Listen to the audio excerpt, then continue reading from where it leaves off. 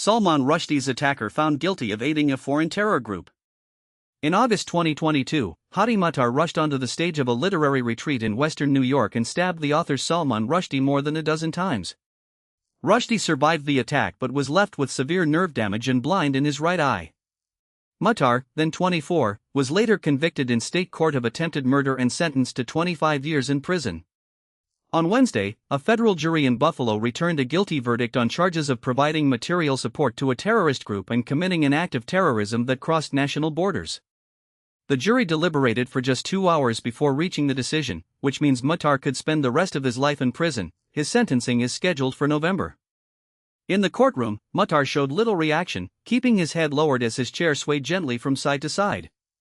His lawyer, Nathaniel L. Barone II, said he was disappointed with the verdict and intends to appeal, noting that the ongoing conflict with Iran made it difficult to persuade jurors of his client's innocence.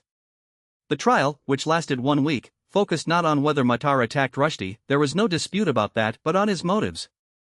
Prosecutors had to show that he acted in accordance with Iran's 1989 fatwa calling for Rushdie's death over his novel, The Satanic Verses, and that he provided material support to a designated terrorist organization.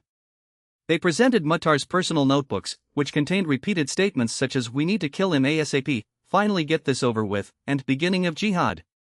Although Muttar never had direct contact with Hezbollah, prosecutors argued that the fatwa was the driving force behind his assault.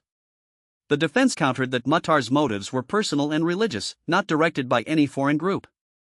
The verdict adds a federal terrorism charge to the existing state sentence, potentially keeping Muttar behind bars for life. Thanks for listening.